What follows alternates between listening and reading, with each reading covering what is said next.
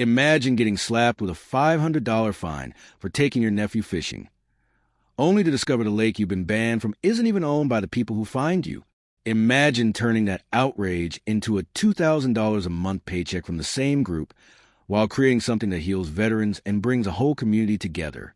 This is a story about power, truth, and how one man's stubborn refusal to back down changed everything. For the better. Where are you watching from? Drop it in the comments. Bet half of you have your own HOA horror stories. And if you're loving this underdog tale, hit subscribe. Let's dive in asterisk. It all started on a crisp April morning in Pinebrook Estates, a quiet subdivision in suburban Michigan. Alex Carter, a 42-year-old IT contractor and Iraq War veteran, had promised his 10-year-old nephew, Liam, a fishing trip. Liam's dad, Alex's brother Jason, had been working nonstop as an ER doctor, so this was their chance to bond. "Do you think we'll catch something big, Uncle Alex?" Liam asked, clutching a brand-new fishing rod like it was treasure. Alex tousled his hair. "Even if it's just a cold, buddy," he joked. Liam rolled his eyes but grinned. They headed down to Silver Lake, the community's centerpiece, a shimmering 8-acre stretch surrounded by trees. The realtor had sold Alex on the place with lines like, "You'll love the fishing here." For an hour, it was perfect. Birds chirping, sun glinting off the water, Liam learning to cast without spearing anyone. Then came Karen Mallory, the HOA board president, flanked by Carl, the security guard who'd never met a mall he couldn't patrol. Karen's voice cut through the calm like a knife. "Excuse me, did you not see the signs?" she said, arms crossed. "Fishing's been banned." Alex blinked. "Signs? I don't see any." Karen smirked. "The board approved it 2 weeks ago. $500 fine. Payment due in 30 days. Liam's smile faded. "Are we in trouble?" he whispered. Alex's jaw tightened. "Nope. Let's pack up." That night, Alex stewed. The fine felt absurd, but it was Karen's smugness that stung. The way she'd embarrass him in front of Liam. He dug through HOA emails. Nothing.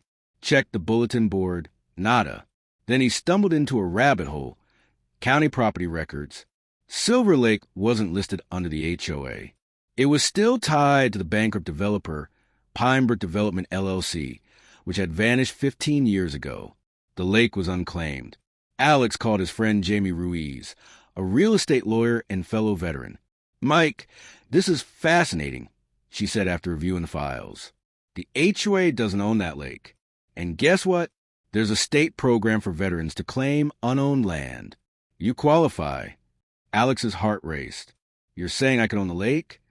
Jamie laughed. "Theoretically, yeah." By sunrise, Alex had a plan.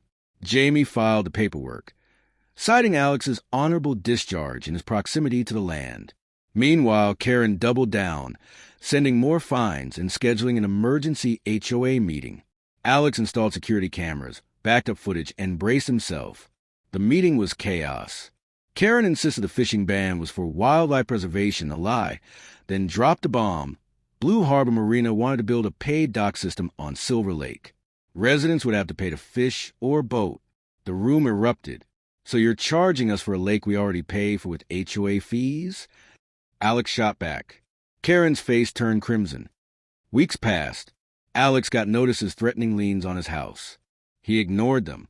Then, 30 days after filing, a letter arrived, the deed to Silver Lake. Alex stared at it, hands shaking. Jamie confirmed, "You own it." That night, he drafted a letter to the HOA. "Asterisk, your regulations are void. Your fines mean nothing. Try to lien my property and I'll sue. Asterisk." Karen's response? A lawsuit. The HOA hired a hotshot attorney to block Alex from restricting access. In court, Jamie dismantled their arguments. The judge ruled the deed's legitimate.